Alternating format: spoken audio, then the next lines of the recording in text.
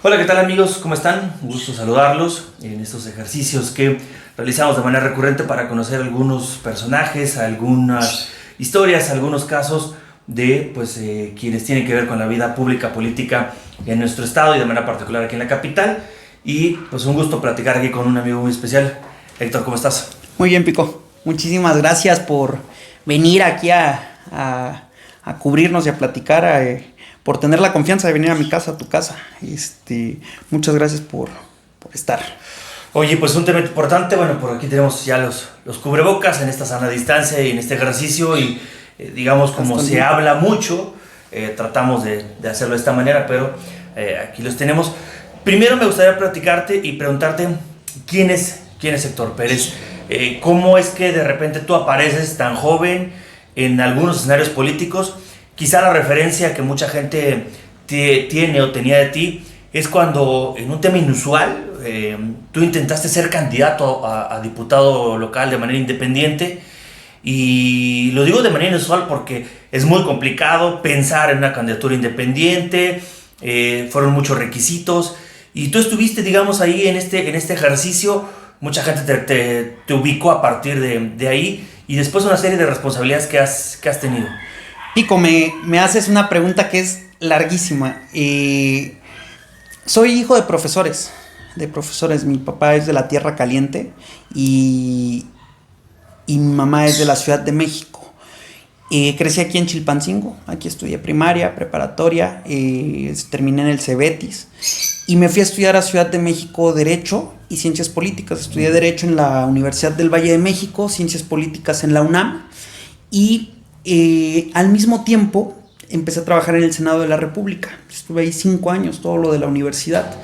Pero en el año de 2015 también me quedó muy claro que había cosas que estaban pasando y que había un cansancio político de la sociedad hacia la clase política y que había que generar opciones. Y no era en aquel momento, digamos, como demasiado soñador, es decir, alguien muy joven, sin ningún padrino, sin ninguna situación, es decir, regreso a mi pueblo, a mi tierra, a querer ser diputado. Sí, claro, y se reían.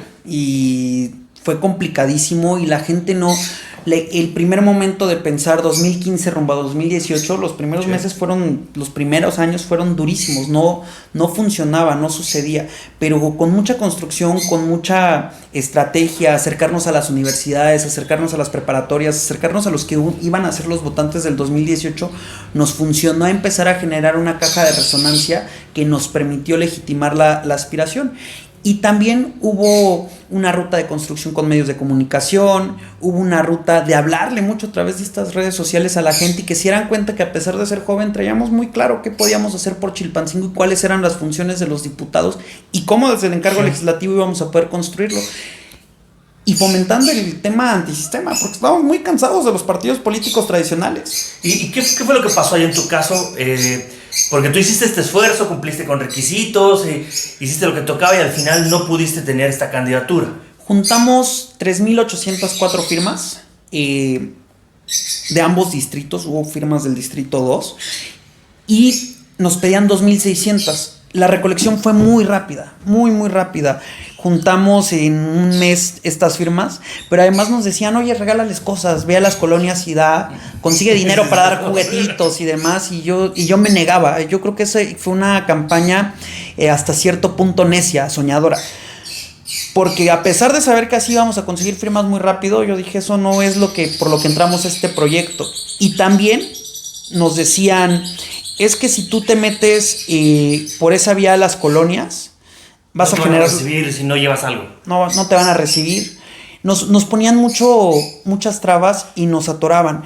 Pero cuando juntamos las firmas, recorriendo, platicando, de boca en boca, hablando con la gente directamente, la convicción que generó fue tan grande que ya llegábamos y nos decirle a alguien, oye, yo soy fulano de tal y mira, no traigo nada, pero vengo a pedirte tu firma por esto y por esto y por esto. Esta campaña no tiene padrino, esta campaña no tiene dinero, esta campaña no tiene más que mucha voluntad de los jóvenes que ven aquí, que estamos juntando las firmas. Y con ese discurso y materializándolo, nos fueron apoyando. Había mucha gente que me decía, no te vayas a ir a un partido, no voy a hacer el trampolín, porque ahorita te vamos a firmar y no te queremos ver en la fórmula de regidor. Las experiencias de Independiente en México han sido complicadas. Quizá la más conocida es la del Bronco, y relativamente independiente, porque tenía un pasado priista y después, bueno, circunstancias particulares. Otros casos que se vivieron no terminaron por prosperar. Pedro Kumamoto en Jalisco fue otro de estos casos. En el Senado. No alcanzó, digamos, entiendo el proyecto sigue, pero no alcanzó. Por decir, tampoco es tan fácil el decir no traigo partido y quiero buscar algo. La ruta es complicadísima y es cuesta arriba. La ley estoy convencido que está diseñada para que no llegue el ciudadano a ser una opción, que no sea sencilla la ruta. Que también yo creo que tiene que tener esos ciertos candados. Un punto medio, ¿no? Decir, permitir cierta participación, pero a lo mejor tampoco que se vuelva una fiesta, ¿no?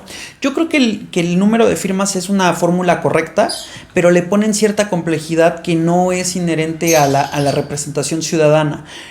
La gente nos decía, no te vayas a ir por un partido, porque todos ya prevíamos que las candidaturas independientes iban a hacer ese trampolín, y yo les dije, a ver, hacemos un trato, tú me firmas y yo en 2018, si no quedo como diputado independiente, no aparezco en ninguna otra boleta. O sea, no me vas a ver en la fórmula de presidente municipal de regidor, no me vas a ver de diputado. O a ver de qué partido le falta candidato y me voy para allá. Sí, no, y te marcaban. A mí me ofrecieron cosas fabulosas. O sea, yo estuve desempleado fuera de gobierno, me dicen algunos cuates por menso, porque el PT ofreció, PRD ofreció, por ahí hay una foto que de repente me están dando guerra en que un amigo exregidor me sienta a platicar con Toño Gaspar y me dice, pues únete.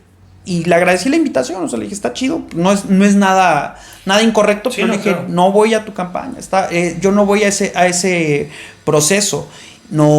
Mismo Morena nos invitó, una fracción, nos invitaron a una suplencia de pluri, y de las primeritas, o sea, sí fue... Sí era más o menos atractivo. Sí era bien atractivo. Pero pues dije, a ver, tú tienes un compromiso de que no ibas a aparecer en la boleta más que como diputado local, ahora lo cumples. ¿Y en qué momento se da, digamos, ahora sí esta participación, este paso, y ves o confirmas que este camino independiente es complicado y que a lo mejor puede ser uno de los partidos y que quizá tenías esta ventaja de poder haber escogido pues casi todos o a cualquier partido, decir, pues me acerco aquí? Mira, yo soy de izquierda. Y soy de la izquierda más recalcitrante y más firme en sus convicciones. A nosotros en la campaña promovíamos un programita que proponías de siembra. Yo les decía, a la población de la sierra hay que llevarles árboles de aguacate, llevarles agrónomos que los cuiden y les ayuden a procesar todo este momento. Enseñen, digamos, esta parte, ¿no?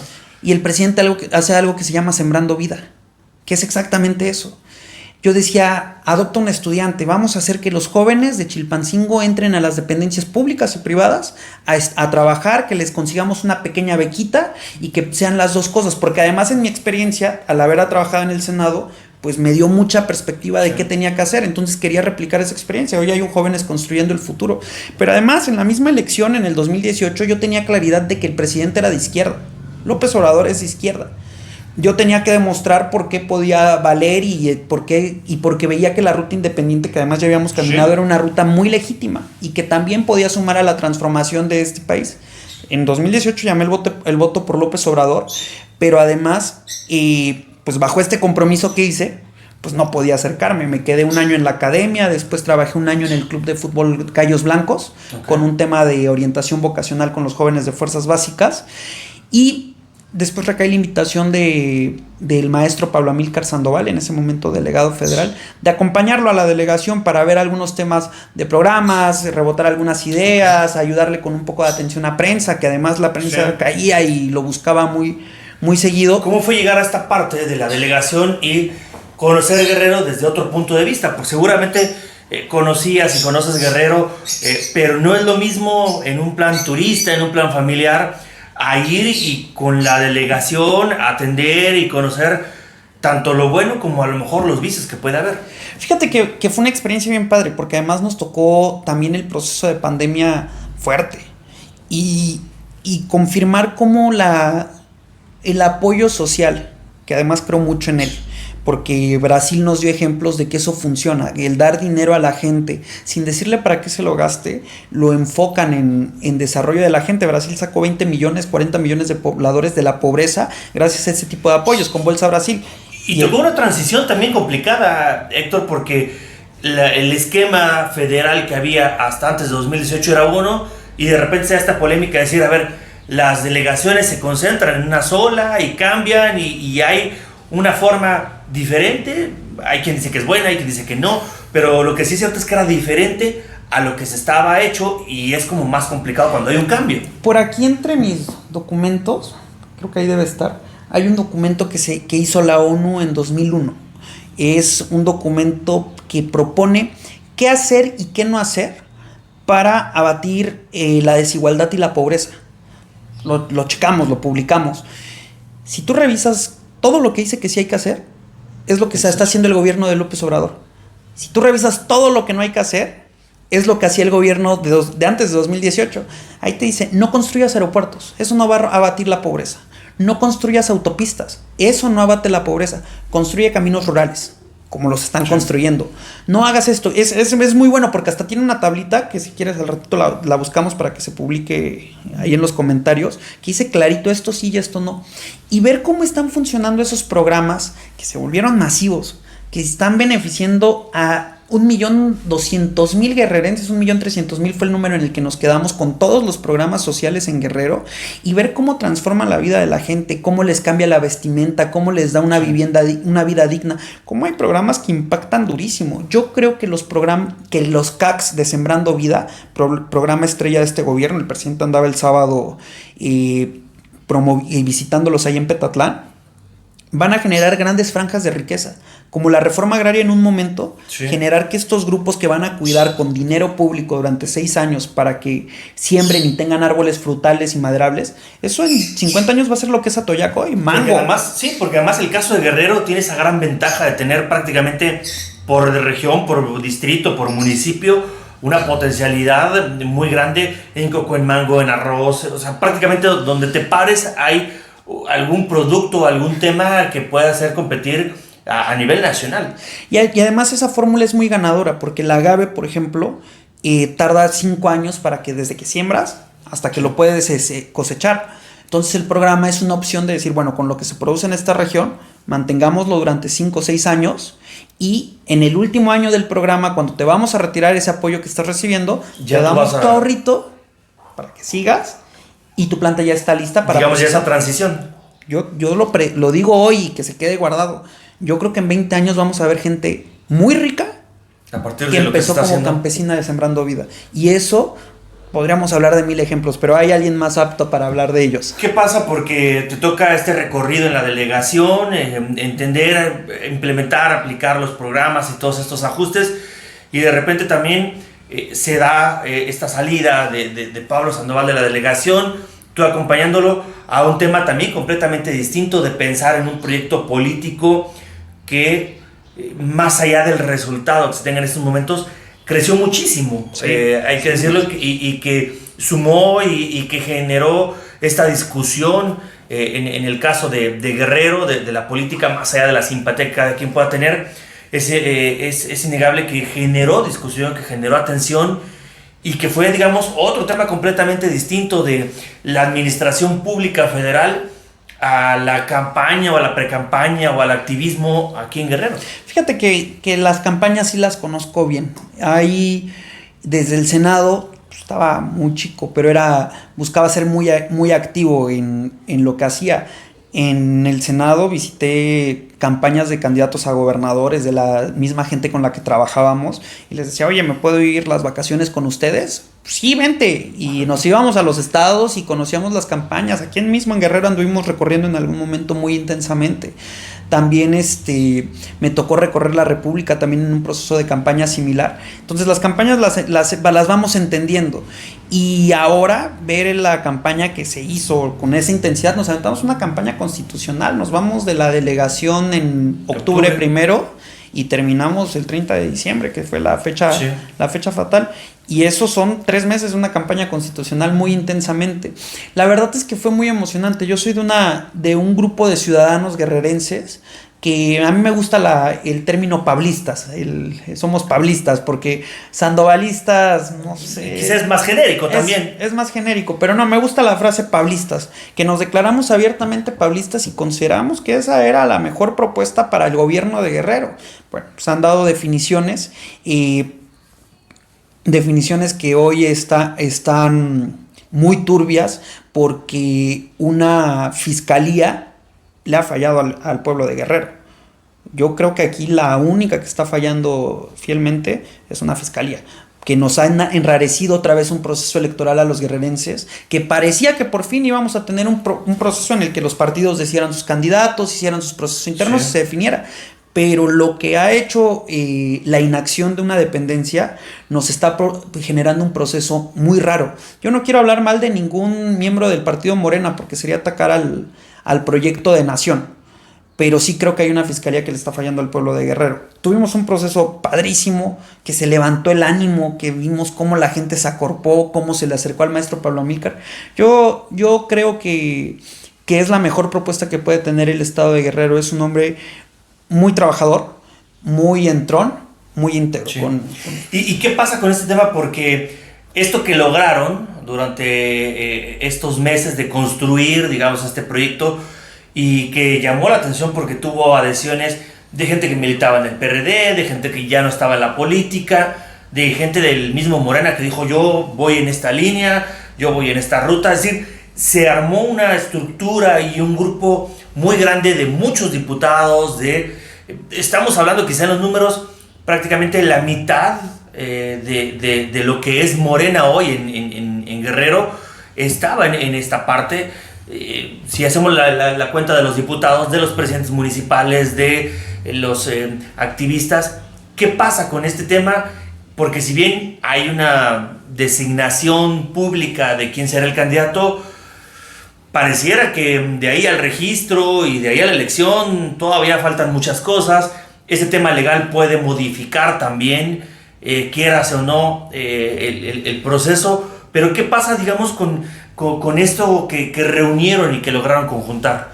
Yo creo que ahí el tema, lo importante es la construcción de Morena como opción de transformación, y que esa es una muestra de todo el respaldo social que se estaba generando alrededor de la idea del maestro Pablo Amílcar, porque eso es el reflejo de la ciudadanía que estaba escuchando y diciendo, oigan, esta es la mejor opción, porque además los políticos no son los políticos de Morena, son los representantes de cierta región y de cierta sociedad, y si piensas en el presidente municipal que dijo yo voy con esta propuesta, es porque él también recoge en su región el ánimo de que esa es la mejor propuesta.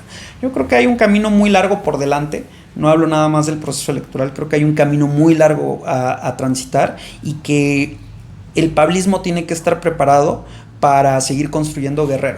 En términos generales también algo a destacar es que en torno a esta figura sumaron a mucha gente que no tenía la experiencia o no tenía, digamos, a veces la trayectoria. Esta eterna discusión de decir, híjole, los mismos, hoy de repente de todos los aspirantes, de todos los precandidatos, hay algunos que compitieron hace 30 años, por ejemplo, para cargos importantes.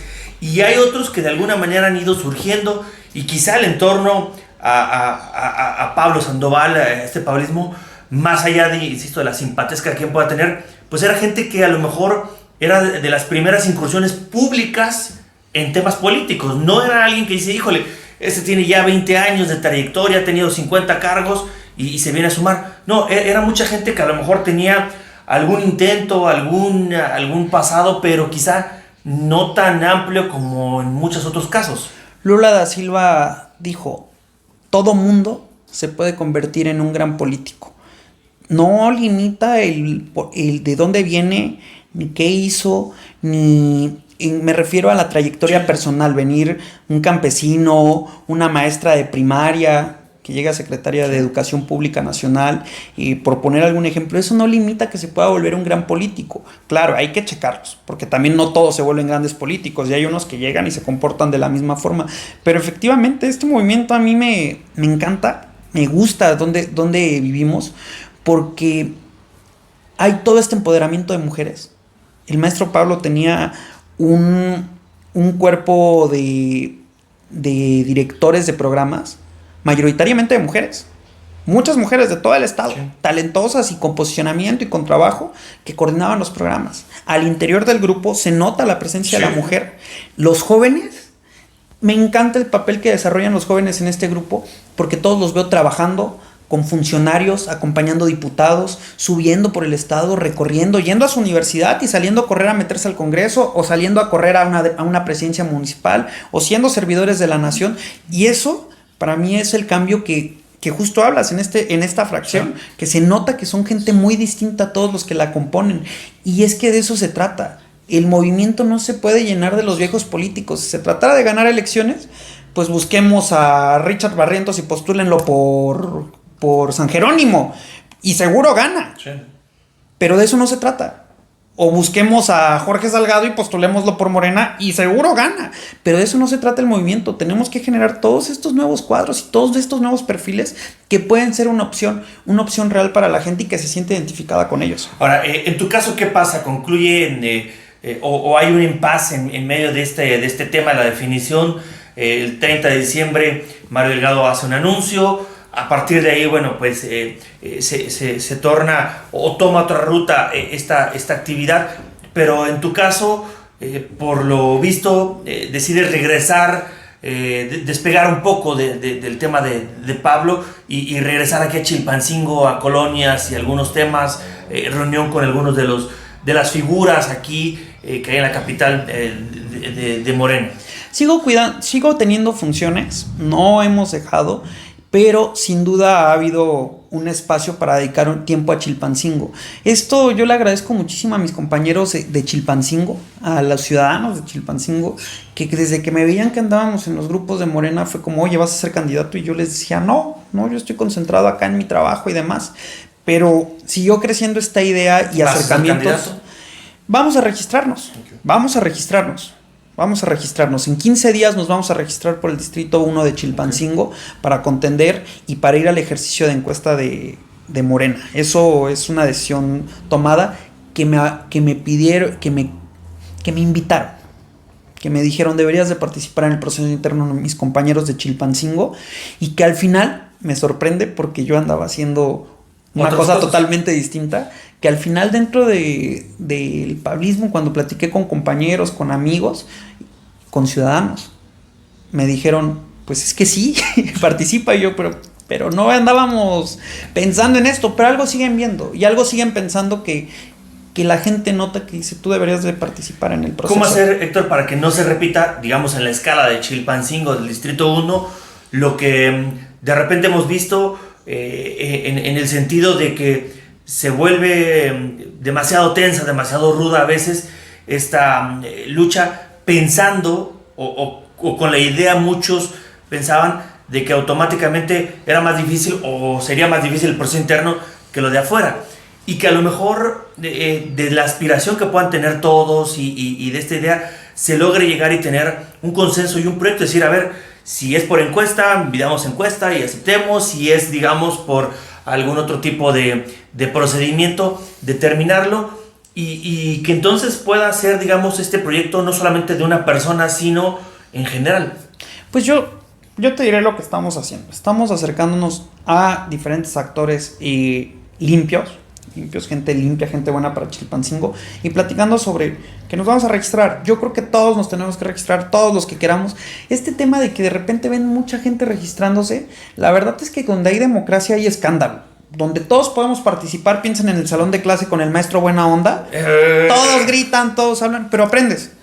En el salón de clase donde el maestro es militar y de un régimen autoritario, Y tú contestas nada más. y tú contestas, y cuando yo hablo todos se callan, pues presentan 14 precandidatos como soldaditos y dicen, aquí estamos, los mismos de siempre, los mismos rostros, uno que otro nuevo con los mismos apellidos, y ya, tenemos nuestros 14 precandidatos. Yo creo que vamos a un proceso que se va a hacer un relajo. Mucha gente registrándose, mucha gente queriendo participar, lo cual es bueno. Lo que yo creo es que debemos de ser muy respetuosos entre nosotros para no generar una percepción de inestabilidad dentro del movimiento, sino de una fiesta de la democracia del pueblo participando y organizándose, y que al final lo que defina la Comisión Nacional de Encuestas, que lo respetemos. Y que puede ser por esta parte digamos, de ideas o de proyectos, ¿no? más allá de figuras o más allá de declaraciones estridentes que seguramente va a haber, de decir, aquel viene de allá, este es esto, eso es allá, sino decir, a ver, yo cómo puedo aportar o yo qué aportaría, porque me parece que al final, más allá del tema de los partidos, creo que el ciudadano general, y sobre todo aquí en Chilpancingo, que hay tantos pendientes, la idea es esa, ¿no? Decir, a ver, ¿yo por qué votaría por ti? ¿Qué vas a hacer tú? ¿O qué prometes o te comprometes a hacer tú para que yo vaya y vote por ti? Yo tengo proyecto para Chilpancingo y lo tenemos bien claro desde hace mucho tiempo. Y creo que todos nos deberemos de juntar en algún momento a pensar en cuál va a ser nuestra agenda, gane quien gane. Sí. Porque cuando lleguen, que haya un proyecto en el que todos vamos a impulsar. Desde 2018, por ejemplo, por ponerte una de las ideas que tenemos claras para Chilpancingo, decía, es que tenemos el mercado del PRI. El mercado del PRI está en una posición privilegiadísima y tiene una vocación gastronómica. La gastronomía de Guerrero es fantástica. Excepcional. Oaxaca es famoso por su gastronomía. Y si nos ponemos a hacer la listita de qué platillos tienen famosos, nosotros tenemos 20. Sí. Y que podemos, aquí en Chilpancingo incluso nada más. Y que podemos potenciar. Sí, en el estado es una diversidad, pero yo algo que me sorprendió cuando llegué a estudiar a México era, ¿y a los tacos dorados no les ponen caldo? No, y a la gente que traje de México a comer tacos dorados decían, es fabulosa esta comida. Yo creo que nuestro baluarte gastronómico en ese mercado, renovado, arreglado para recibir al turismo. Tenemos ahí Tecuán, tenemos Cuatro Vientos, nos damos cuenta que hay una vocación turística hacia esto. Son 3 horas de camino, ya llegan con hambre los capitalinos. Y de hecho, ya lo andábamos logrando. Llegó dinero federal a Guerrero y hubo una serie de propuestas. Ese dinero se podía usar en una serie de cosas. Hicimos que, de manera ciudadana, llegarle la propuesta al cabildo actual. Okay. El dinero de mejoramiento urbano. Hicimos llegar la propuesta, procesaron y un político enano ideológico, enano de vistas, dijo, Chilpancingo no es turístico. No, y entonces... pero se puede hacer turístico. Pues es que no va a ser turístico mientras no generes las condiciones para que el turismo se pare. Pero dijo, no, Chilpancingo no es turístico, desechémoslo. Yo creo que por eso hay que ir a la representación pública, para que eso no nos vuelva a pasar. ¿Y ese dinero se puede rescatar? ¿Ese proyecto se puede rescatar? Pues lo vamos a averiguar, porque se debe de enfocar en otras áreas y ya deben de tener los proyectos de ejecución. Pero ese es un tema que se los digo de primera mano, lo vivimos y tratamos de hacerlo desde fuera de la delegación, desde fuera del gobierno y desde fuera de cargos y desde fuera de ser funcionario o no ser funcionario, porque teníamos rutas muy claras del circuito que debemos de seguir para transformar eso. Si logramos hacer eso, no nada más impacta a las familias que trabajan en el mercado del PRI, impacta al Baltasar R. Lima Mancilla porque ahí se va a comprar eso, y impacta a la ciudad con la derrama económica. Incluso se puede replicar a lo mejor en otras ciudades, en otros puntos con características más o menos similares, es decir, esto nos funciona a nosotros, les puede funcionar a ustedes. Un tema importante, los diputados, Héctor, son quizá los funcionarios o los servidores públicos de los peor calificados, de la peor imagen. Y hay que bajarles el salario. Pero además también mucho se ha cuestionado porque de repente dicen, oye, es diputado, ya no que conozca del ámbito legislativo, que tendría que hacerlo, hay quien sí, híjole, no saben a veces ni leer, o no saben a veces ni la diferencia entre un tema y otro, o hay de repente propuestas que son meras ocurrencias. Habría que dignificar y profesionalizar, quizás si sea lo correcto, la actividad como diputado. Yo creo que al ciudadano le toca esa tarea. No es una cuestión de las élites políticas, porque yo podría decir vacíamente desde mi privilegio, porque soy hijo de maestros que pudieron mandarlo a la universidad, que incluso pudieron pagar una universidad privada y después sostener una pública, pero yo creo que el ciudadano es el que tendrá que decidir. Pero también pasa por una preparación personal, ¿no? Es decir, claro, tú llegas a algún lugar, nadie es todólogo, pero dice, oye, me toca esta parte, me toca, no sé, la comisión de obras públicas y contrato a alguien que me ayude y que me asesore y me pongo a investigar un poquito de esto, ¿no? Yo creo que hay un tema aquí en el Congreso de Guerrero que no se ha generado el cuerpo técnico correcto, el cuerpo profesional de carrera que tiene que acompañar a los legisladores, porque habrá los casos de diputados que sean indígenas, que no sepan hablar, que no conozcan de los temas, Pero cuando llegues a sus distritos y veas cuánto representan, cuánto apoyo de la gente significa, cuánta gente movilizan sinceramente porque creen en ellos, pues eso ya lo quisieran muchos realidad, ¿no? Digamos, claro, ahí con ellos. Claro. Exactamente. Entonces, más bien generemos que el cuerpo técnico esté muy acorpado, muy preparado para que los pueda llevar esas ideas, porque además ellos recogen el sentir del pueblo. Y si esto sí es viable, esto no es viable. Oiga, y que dejen de hacer ocurrencias. Esto no es viable, hay que hacer otra cosa, ¿no? Ejemplo, llega y te dice un líder agrario, es que necesitamos agua. Bueno, pues acerquémonos a los técnicos que nos expliquen y después lo construyamos en una iniciativa legislativa que sí pueda transformarlo. Yo no creo que ese deba ser el debate. Lo han usado muchos, tratando de argumentarse con su privilegio de decir yo estoy muy preparado y por eso yo debería de ser. Yo creo que no. Yo creo que el ciudadano tiene que escuchar muy bien y si siguen generando esos perfiles, enhorabuena. O sea, sigámoslo haciendo. Nada más generémosle ese apoyo. Hay quien te dice desde la derecha, es que deberían de hacerles examen. Alguna vez en el sexenio de 2012 criticaban mucho a Carmen Salinas. Sí. Y yo jamás me atreví a ello porque les decía, es que la señora es dirigente del ANDA, el sindicato de actores. Y claro que representa un sector. Y además, te estoy hablando de alguien del tricolor, finalmente del Congreso es esa pluralidad que puede haber en un estado como Guerrero, ¿no? Las voces del pueblo. Las voces del pueblo. Eso es. Que la gente decida. Que la gente decida cuál es el mejor perfil. Y creo que Guerrero es un pueblo tan politizado que decide bien y va a seguir decidiendo bien y sabe qué diputados sí le sirvieron y los van a llevar a otros encargos. Sí. Es y ahí. que no, finalmente. Y que eso no sea una cuestión partidista el perpetuarlos porque ya fue diputado, que siga haciendo porque pues es el acuerdo de cúpula. No, pues escuchemos a la gente. Hay o montarse en la ola partidista, ¿no? Es decir, bueno, nunca ganó nada y ahora le toca estar en este tren y ahora gana su diputación o gana su alcaldía nada más por estar en este barco, ¿no? Efectivamente, yo creo que eso Morena tiene que estar muy, muy listo y muy, muy oyente para que no vayamos a cometer esos excesos que cometen los otros partidos. Hay diputados, ese es el encargo y por eso hay reelección, porque si lo hiciste bien que se reelijan, pero si no, vámonos. Hay una frase que no me gusta tampoco, tratando de contrastar con la otra. Dicen, es que no te vayas a ir de chapulín. Si fuiste de diputado ya no te vayas a otra cosa. Y les digo, ¿por qué si te demostré ser un buen político no me podría ir a otro cargo? Sí, claro. Si no, no.